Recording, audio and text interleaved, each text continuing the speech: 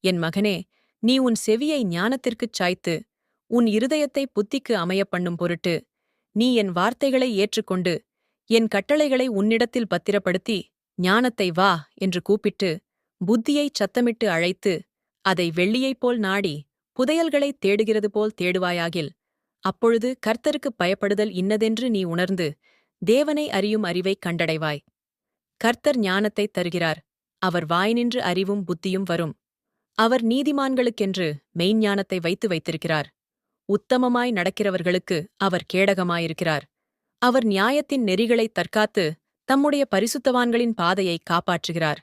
அப்பொழுது நீதியையும் நியாயத்தையும் நிதானத்தையும் சகல நல்வழிகளையும் அறிந்து கொள்ளுவாய்.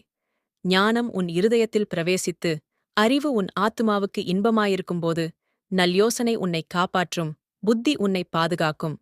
அதனால் நீ துன்மார்க்கனுடைய வழிக்கும், மாறுபாடு பேசுகிற மனுஷனுக்கும், அந்தகார வழிகளில் நடக்க நீதி நெறிகளை விட்டு, தீமை செய்ய மகிழ்ந்து, துன்மார்க்கருடைய மாறுபாடுகளில் களிகூறுகிறவர்களுக்கும், மாறுபாடான பாதைகளிலும் கோணலான வழிகளிலும் நடக்கிறவர்களுக்கும் நீ தப்புவிக்கப்படுவாய்.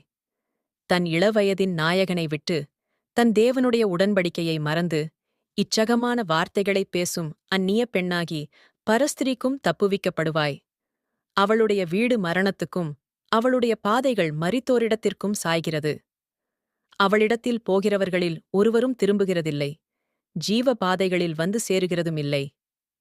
ஆதலால் நீ நல்லவர்களின் வழியிலே நடந்து, நீதிமான்களின் பாதைகளைக் காத்துக்கொள்வாயாக. செவ்வையானவர்கள் பூமியிலே வாசம் பண்ணுவார்கள். உத்தமர்கள் அதிலே தங்கியிருப்பார்கள். துன்மார்க்கரோ பூமியிலிருந்து அறுப்புண்டு போவார்கள். துரோகிகள் அதில் இராதபடிக்கு நிர்மூலமாவார்கள்.